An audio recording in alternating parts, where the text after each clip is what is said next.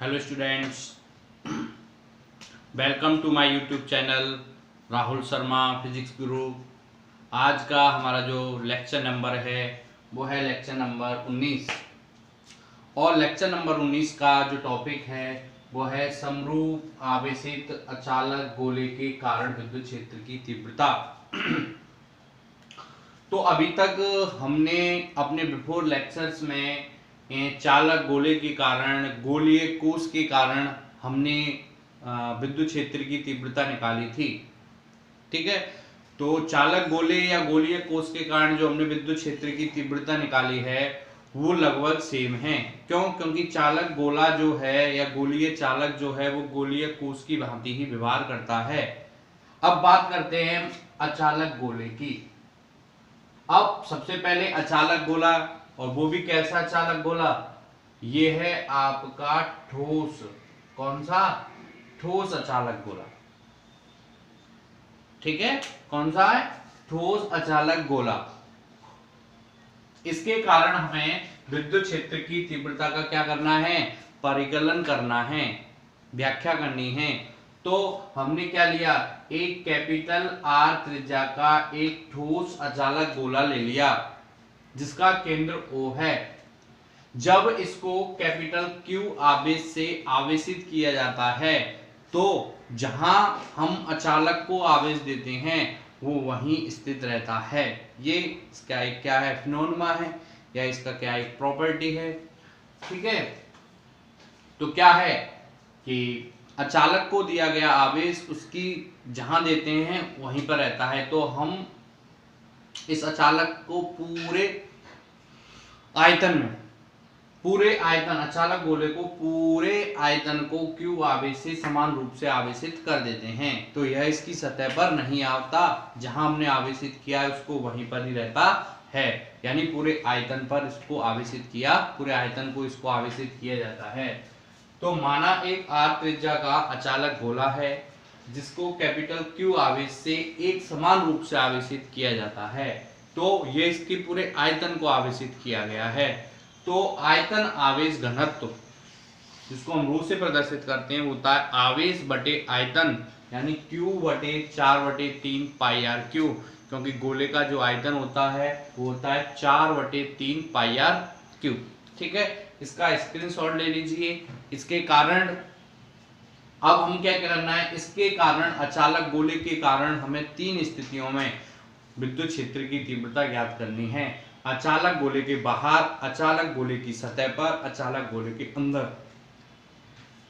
चौथी स्थिति और एक इसकी बन जाती है, वो है अचालक गोले के केंद्र पर। ठीक है, तो पहले स्क्रीनशॉट ले लो, उसके बाद हम आगे इसका कैलकुलेट करेंगे। ठीक है, चलते हैं आगे।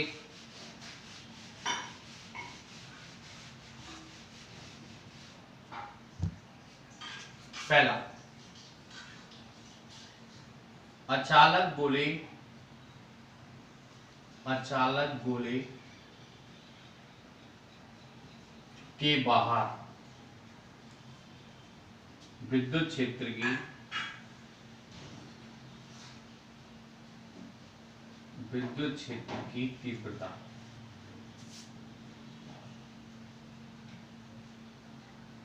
यानी कैपिटल आर बड़ा है किससे? स्मॉल आर से। ठीक है, अचालक गोले के कारण विद्युत क्षेत्र की तीव्रता बाहर किसके नियम से याद करनी है? गाउस के नियम से, क्योंकि ये सारे एप्लीकेशन जो चल रहे हैं वो सभी गाउस के अनुप्रयोग चल रहे हैं। गाउस क्या कहता है? गाउस ये कहता है कि मेरा जो नियम है वो बंद पृष्ठ के लिए लागू होता है, यानी आवेश जो है वो बंद पृष्ठ के अंदर स्थित हो। ठीक है, तो हम क्या करते हैं? इसके बाहर यहां से स्मॉल आर दूरी पर एक बिंदु P है जिस पर हमें विद्युत क्षेत्र की तीव्रता ज्ञात करनी है। यह बिंदु P इस अचालक गोले के बाहर है। ठीक है, तो हम क्या करते हैं? पहले हम इस पॉइंट पर, इस पॉइंट से होते हुए एक गाउसीय पृष्ठ की क्या करते हैं? कल्पना करते हैं। और आपको मैंने बिफोर लेक्चर्स में बताया है कि गाउसीय पृष्ठ कैसा लेना है, गाउसीय पृष्ठ सममित आधार पर, सममिति के आधार पर लेना है। यानी हमको ऐसा पृष्ठ चुनना है जिसमें ई वेक्टर और ds वेक्टर के मध्य थीटा बराबर 0 हो या थीटा बराबर 90 हो, ठीक है। तथा उस पॉइंट से, यानी जहां चार्ज स्थित है वहां उस चार्ज से उस पॉइंट की दूरी हमेशा कांस्टेंट रहनी चाहिए, जिससे कि उस गाउसीय पृष्ठ पर E का मान क्या रहेगा, नियत रहेगा। तो हम ऐसा ही एक पृष्ठ चुन लेते हैं, वो है गोलीय पृष्ठ, ठीक है। तो हमने एक गोलीय गाउसीय पृष्ठ चुना जिसमें अल्पांश हमने मान लिया ds, और अल्पांश क्षेत्रफल की डायरेक्शन हमेशा क्या होती है, परपेंडिकुलर होती है, और ई वेक्टर की डायरेक्शन, ई की भी डायरेक्शन ऐसे ही होगी। तो थीटा बराबर क्या आएगा, 0 आएगा। थीटा बराबर कितना आएगा, 0। यहां भी ले सकते हो आप, यहां भी देख सकते हो, यहां भी ds वेक्टर और ई वेक्टर के मध्य थीटा बराबर क्या होगा, 0। इस पृष्ठ पर कहीं भी ले लो, ई वेक्टर और ds वेक्टर के मध्य थीटा बराबर 0 होगा, यानी सममिति है। तथा इस पॉइंट से इन अल्पांशों की दूरी, ठीक है, हमेशा r है, यानी इस पृष्ठ पर ई वेक्टर का मान भी या ई का मान भी क्या रहेगा, नियत रहेगा, ठीक है। तो ये गाउसीय पृष्ठ है। तो हमको क्या निकालना है, अब यहाँ इस पॉइंट पर हमको फ्लक्स देखना है, ठीक है। तो गाउस के नियम से, गाउस के नियम से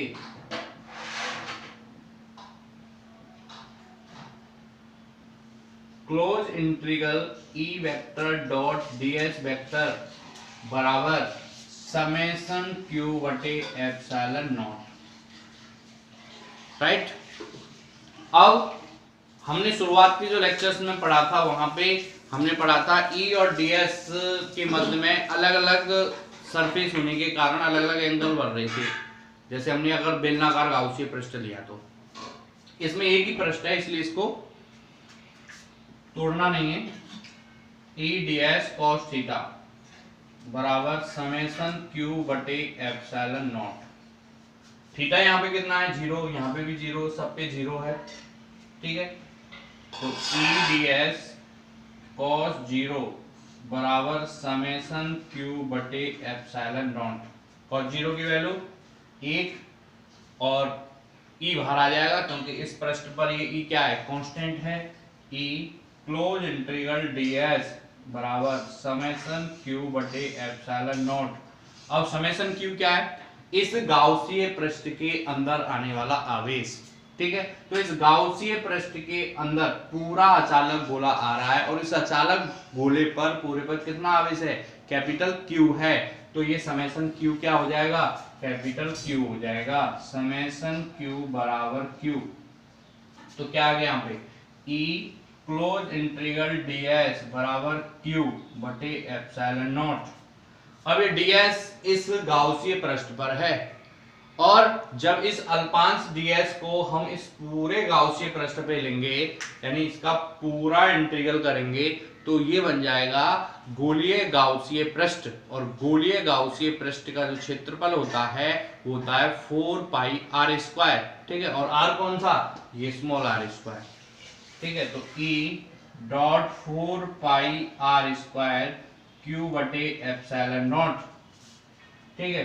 E बराबर हो जाएगा Q बटे 4 पाई r square dot epsilon naught. Epsilon not इसके साथ में आ जाएगा, E बराबर Q बटे 4 pi epsilon nought r square 1/4 pi epsilon not. तो E बराबर आ जाएगा KQ अपॉन r स्क्वायर, ठीक है। तो ये आउट के लिए आ गया, किसके लिए, आउट के लिए। अब एक चीज तो आपने देखा है, चाहे गोलीय कोश हो, चाहे गोलीय चालक हो या चालक गोला हो या अचालक गोला हो, सबके कारण बाहर किसी बिंदु पर विद्युत क्षेत्र की तीव्रता समान आती है। यानी के क्यू अपॉन आर स्क्वायर। तथा के क्यू अपॉन आर स्क्वायर की एक चीज और आपने पिछले चैप्टर में पढ़ी है, के क्यू अपॉन आर स्क्वायर किसके कारण आता था, एक बिंदु आवेश के कारण आर दूरी पर विद्युत क्षेत्र की तीव्रता कितनी होती थी, के क्यू अपॉन आर स्क्वायर। तो इन तीनों फॉर्मूलों से क्या स्पष्ट नजर आ रहा है, इन तीनों फॉर्मूले जो निकले हैं आपके गोलीय कोष के लिए, गोलीय चालक के लिए, गोलीय अचालक के लिए, इन तीनों के लिए जो ये फॉर्मूला निकला है ये वाला, इससे तात्पर्य निकलता है कि गोले के बाहर चाहे गोलीय कोष हो, चाहे गोलीय चालक हो, चाहे गोलीय चालक हो, गोलीय इसके बाहर गोलीय कोष, गोलीय चालक, गोलीय अचालक के बाहर बिंदु पर विद्युत क्षेत्र की तीव्रता उसी प्रकार होती है जिस प्रकार एक बिंदु आवेश के कारण r दूरी पर विद्युत क्षेत्र की तीव्रता होती है। यानी गोलीय कोष, गोलीय चालक और गोलीय अचालक उसी प्रकार व्यवहार करता है कि मानो इनका समस्त आवेश उसके केंद्र पर निवास करता हो। यह भी क्वेश्चन पूछ सकता है, केंद्र पर निवास करेगा तो एक पॉइंट बन गया, और एक पॉइंट बन गया तो पॉइंट से जब r दूरी पर आप विद्युत क्षेत्र की तीव्रता निकालोगे तो वो क्या आएगी, के क्यू अपॉन आर स्क्वायर। ठीक है, तो ई आउट बराबर आ गया के क्यू अपॉन आर स्क्वायर। इसका स्क्रीनशॉट ले लीजिए, इसका हम दूसरे रूप में और निकालेंगे, है ना।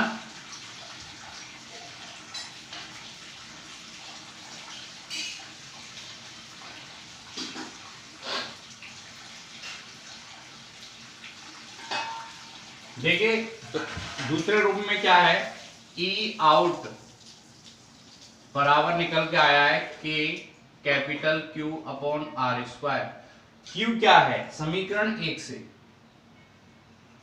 समीकरण 1 से जो आपने यहां पे डाला था, रो बराबर है क्यू बटे 4/3 पाई आर क्यू।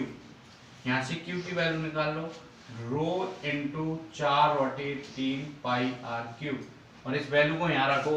ई आउट बराबर के स्थान पर रख दो 4 पाई एप्सिलॉन नॉट, क्यू के स्थान पर रो इंटू 4/3 पाई आर क्यू बटे आर स्क्वायर। अब क्या हो रहा है, 4 से 4 कैंसिल, पाई से पाई कैंसिल, ई आउट बराबर क्या आ गया, रो आर क्यू बटे 3 एप्सिलॉन नॉट आर स्क्वायर, और डायरेक्शन दिखा दो इसकी आर कैप।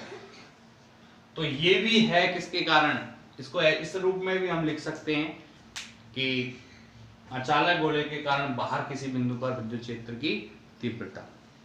ठीक है, तो एक तो ये भी है और एक ये भी है। ठीक है, ये वाला फॉर्मूला तो तीनों के लिए समान है।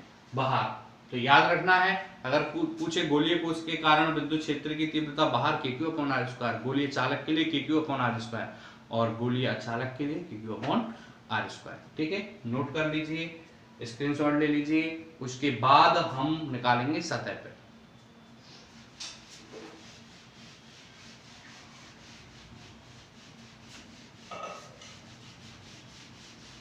देखिए सतह पर, सतह पर, ठीक है, चित्र बना दो इसका।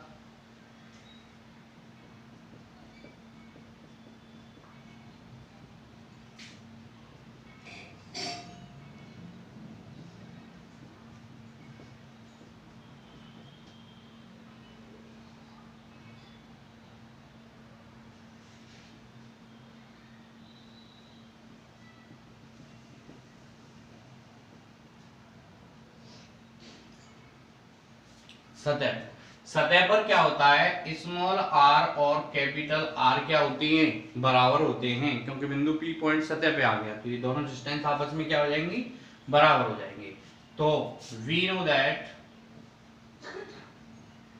हम जानते हैं ई वेक्टर आउट बराबर के Q upon are square dot are cap, या क्या निकला था, rho r q upon 3 epsilon naught small r square dot are cap. ठीक है, इस समीकरण में, उपरोक्त समीकरण में उपरोक्त समीकरण में स्मॉल आर के स्थान पर कैपिटल आर रखने पर,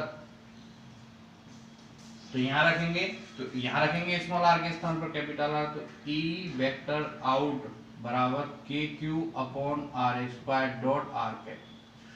इस आर के स्थान पर ये कैपिटल आर नहीं रखना है क्योंकि ये डायरेक्शन को प्रदर्शित करता है। या रो आर क्यूब बटे 3 epsilon not R square dot are cap. R square से आर क्यूब दो बार कैंसिल हो जाएगा।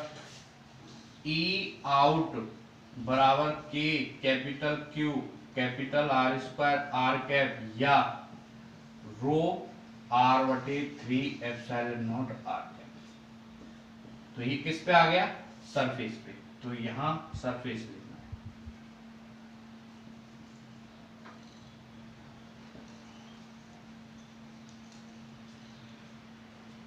ठीक है, ये किसके कारण आया है? सतह पर। ठीक है, तो नोट कर लीजिए, स्क्रीनशॉट ले लीजिए, फिर हम इसके अंदर याद करेंगे। अंदर बहुत इंपॉर्टेंट है। ठीक है, अंदर जो निकलेगा वो बहुत इंपॉर्टेंट है, समझने के लायक है। ये तो सभी एक जैसे थे, सभी गोलीय चालक, गोलीय चालक, गोलीय कोष। ठीक है, ये तीनों एक जैसे थे। ये तो अब हमारे पास समझने का है जो वो ये है। उतार लीजिए, स्क्रीनशॉट ले लीजिए। ठीक है,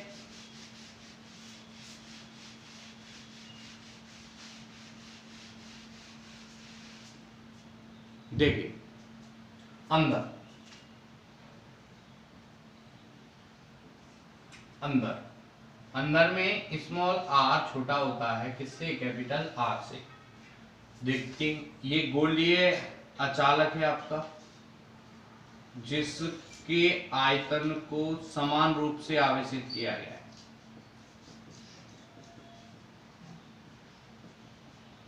कैपिटल क्यू है, ये रेडियस है, ये रेडियस आर है इसकी। ठीक है, यहां पे है पॉइंट, यहां पे पी, तो हमने इसको एक गाउसी पृष्ठ मान लिया।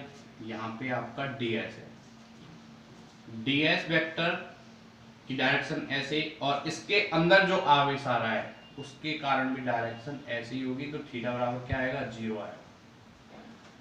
ठीक है, ये आपका अंदर है बिंदु। ठीक है, अब सबसे इंपॉर्टेंट चीज क्या है कि हमें जो समेशन क्यू लेते थे हम ये बताते थे कि हमें समेशन क्यू वो लेना है जो गाउसी पृष्ठ के अंदर आता हो, यानी इसके अंदर जो आता हो। ठीक है, ये क्यू है वो तो इसके अंदर है, मतलब इस पर है, पूरे 4/3 पाई कैपिटल आर क्यू पे। हमें निकालना है इस पर। तो पहले हमें निकालना है गाउसीय पृष्ठ से, गाउसीय पृष्ठ के अंदर आवेश, कितना आवेश आता है, क्योंकि ये चीज इंपोर्टेंट है और कुछ नहीं है इसमें। तो हम इसमें एक एक के निम्न लगाएंगे। 4/3 पाई आर क्यू आयतन में आवेश की मात्रा, यानी इतने आयतन में आवेश कितना है? क्यू। आवेश की मात्रा बराबर क्यू। ठीक है, इस 4/3 पाई आर क्यू आयतन में आवेश की मात्रा कितनी? क्यू। एक में निकालनी है क्यू बटे 4/3 पाई आर क्यू। ठीक है, और यही क्या होता है? रो। और रो क्या होता है? एकांक आयतन में आवेश की मात्रा। तो हमें इतने आयतन में निकालनी है, तो रो से क्या हो जाएगा? उसका गुणा हो जाएगा। तो 4/3 पाई स्मॉल आर क्यू आयतन में आवेश की मात्रा बराबर rho into 4/3 pi small r q. जो वहां निकालते थे हम, पृष्ठ पे निकालते थे, एक अनंत रेखीय आवेशित तार के कारण निकाला है बेलनीय गाउसीय पृष्ठ में, वही है। ठीक है, अब समेशन क्यू ये होगा, तो सीधा लगा दो गाउस के नियम से। गाउस के नियम से close integral E vector dot DS vector बराबर समेशन क्यू बटे एप्सिलॉन नॉट, खोलो इसको, E D S cos theta बराबर समेशन क्यू बटे एप्सिलॉन नॉट। तो ई बाहर आ जाएगा डी एस, समेशन क्यू के स्थान पर रख दो rho into 4/3 pi r q, 4/3 pi r q upon epsilon naught, और ds क्या आ जाएगा 4 पाई आर स्क्वायर बराबर rho into 4/3 pi r q बटे एप्सिलॉन नॉट। 4 से 4 कैंसिल हो गया, पाई से पाई कैंसिल हो गया, ई बराबर आ जाएगा आपका रो आर स्क्वायर से ये और आर इक्वल रो आर बटे 3 epsilon nought. Rho R vector इन आर के दूसरे रूप में यहां से भी हम इसको लिख सकते हैं। ये तो ये आ गया ई वेक्टर इन बराबर rho r 3 epsilon naught dot r के। यहां पर अगर हम इसके स्थान पर क्या लिख सकते हैं, क्यू लिख सकते हैं, ठीक है। तो क्यू बटे एप्सिलॉन नॉट, ये रो इंटू 4/3 पाई आर क्यू जो है वो है क्यू, ये नहीं क्यू डैश, क्यू डैश है ना। अरे ये यहाँ पे ये कैपिटल रो, रो के स्थान पर देखो, रो के स्थान, ये तो क्यू डैश है, इस रो के स्थान पर हम क्या लिख सकते हैं, देखिए यहां से दूसरा फॉर्मूला बनेगा रो इंटू 4/3 पाई आर क्यू, इसको हमने क्यू डैश मान लिया बटे एप्सिलॉन नॉट। तो इस रो के स्थान पर हम क्या लिखेंगे, देखिए इस रो के स्थान पर रो है आपका, मैं एक बार बता देता हूं, रो जो है वो आपका है क्यू बटे 4/3 पाई आर कैपिटल क्यू, ठीक है। तो रो के स्थान पर रखिए, क्या आ जाएगा, इसको एक बार हम मिटा देते हैं। तो रो के स्थान पर रखा Q upon 4/3 pi capital r Q into, ठीक है, 4/3 पाई आर क्यू बटे एप्सिलॉन नॉट। 4/3 से 4/3, पाई से पाई, ठीक है। इस चित्र को मैं मिटा देता हूं, आपको याद रखना है। तो क्या आ जाएगा, ई डी एस बराबर क्यू, यहां पे तो क्यू रह गया, यहां रह गया आर क्यू बटे ये आर क्यू नीचे और ये epsilon naught, epsilon not r q, ठीक है। तो E dot 4 pi r square बराबर क्यू आर क्यू बटे epsilon naught capital r q, ठीक है। ई बराबर क्यू आर क्यू बटे 4 pi r square epsilon naught capital r q, r square से ये आर बार कट जाएगा, बचेगा क्या, q r upon 4 pi, epsilon naught को इसके साथ ले दिया, आर क्यू को अलग कर दिया, तो ये हो जाएगा के क्यू आर आर ई इन, ये भी है, ठीक है। क्या किया है कि इस रो के स्थान पर हमने रो के स्थान पर क्यू बटे 4/3 पाई आर क्यू रख दिया, तो ई इन ये आ गया, तो ये तीनों हमने निकाल लिए ई इन।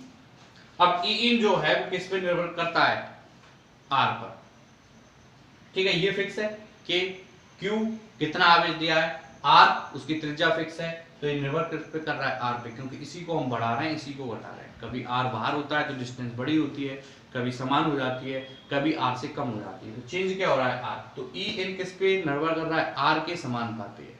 अभी तीनों को एक साथ लिखेंगे, तो ये पहले उतार लो आप, या स्क्रीनशॉट ले लो, एक साथ हम तीनों फॉर्मूले को लिखेंगे जब आपको बताएंगे।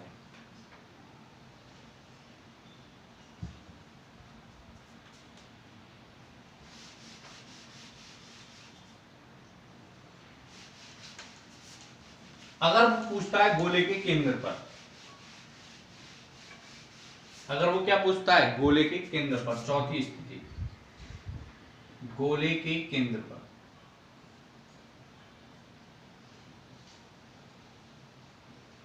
गोले के केंद्र पर यानी r बराबर क्या हो जाता है, उस स्थिति में 0 हो जाता है। जैसे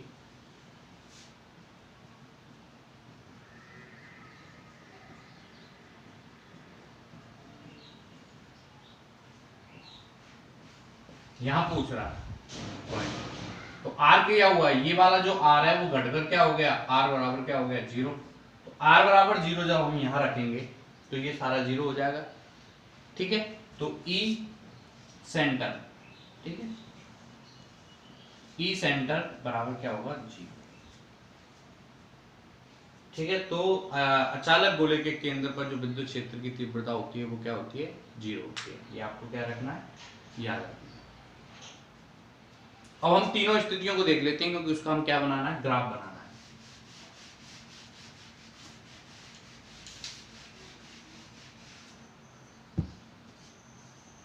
तो पहली जो स्थिति आई है हम E आउट, वो है K capital Q upon small r square r cap, या आया है rho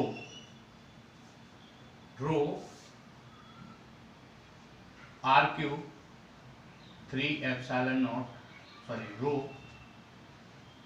r cube 3 epsilon nought r square, ठीक है ना। के क्यू अपॉन इसके स्थान पर रख दिया हमने, और के स्थान पर यहां सॉल्व कर लो, अगर दिक्कत है तो 4 पाई एप्सिलॉन नॉट, क्यू के स्थान पर रो इंटू 4/3 पाई आर क्यूब बटे आर स्क्वायर, तो 4 से 4, पाई से पाई, तो ऊपर रो आर क्यूब बटे 3 epsilon not R square dot, ठीक है। तो पहला तो ये फॉर्मूला बन गया। दूसरा है हमारे पास E सरफेस के Q upon capital R square dot are cap, या रो आर बटे 3 एप्सिलॉन नॉट आर कैप। यहां जो E आउट है वो R के, E वेक्टर आउट जो R के क्या है, वर्ग के व्युत्क्रमानुपाती, यहां R है ही नहीं है, ठीक है। तो यहां तो नियत है E वेक्टर इन, E वेक्टर इन आया था के क्यू अपॉन, अब दो इस चीज निकाले होंगे, के क्यू अपॉन आर क्यू और आर डॉट आर, या ये निकल के आया था फॉर्मूला, या रो आर बटे 3 एप्सिलॉन नॉट डॉट आर। यहां जो E है, E इन, वो समानुपाती है किसके, R के, वो समानुपाती है किसके, R के। और E सेंटर वो आया आपका 0, E सेंटर में क्या आया है, 0 आया है। तो हम इसलिए बता रहे हैं क्योंकि हमें आपका क्या बनाना है, ग्राफ, E व R में ग्राफ इंपोर्टेंट है, कभी कभी एक नंबर में वो ग्राफ पूछ लेता है। तो देखिए ये E है, ये केंद्र O है, अब केंद्र से चलेंगे तो यहाँ सरफेस होगी कुछ, यहाँ पे स्मॉल r बराबर कैपिटल R होगा, इससे पहले स्मॉल r छोटा है कैपिटल R से, इसके बाद स्मॉल r बड़ा है कैपिटल R से, ये इस पे स्मॉल r पे और इस पे तो E जो है वो ऐसा है, इससे अंदर, सतह के अंदर, ये सतह है मतलब ये अंदर है, ये बाहर है, और ये सरफेस है, सतह है r बराबर। अब इसके अंदर E किस पे निकल रहा है, समानुपाती है, तो स्ट्रेट लाइन प्राप्त होगी, ये स्ट्रेट लाइन, फिर ये व्युत्क्रमानुपाती है वर्ग के, तो ये ग्राफ ऐसे। तो आपसे पूछ सकता है यहाँ E वेक्टर इन समानुपाती है किसके, R के, यहाँ E वेक्टर आउट व्युत्क्रमानुपाती है किसके, R स्क्वायर। आपसे पूछ सकता है कि अचालक गोले के कारण विद्युत क्षेत्र की तीव्रता कहां पर अधिकतम होती है? तो आप बताओगे कहां पे? सरफेस पे। ठीक है, क्या होती है? सरफेस पे अधिकतम होती है। शून्य कहां होती है? केंद्र पे शून्य होती है। ठीक है, और अनंत पर जाकर भी क्या हो जाती है? शून्य। केंद्र पे शून्य होती है और अनंत पर जाकर भी शून्य हो जाती है। ठीक है, तो ये आपको ग्राफ रखना है याद। और ये भी पूछ सकता है सेंटर पे कितना होता है? 0 होता है। ठीक है, आपको न्यूमेरिकल्स करने हैं। इसके ऊपर बुक के संबंधित क्वेश्चन है, कुछ उदाहरण भी हैं। न्यूमेरिकल्स को करना है। न्यूमेरिकल्स बिल्कुल सेम एज इट इज, आपको फॉर्मूले लगाने हैं और फॉर्मूले लगा के आपको ये सॉल्व करना है।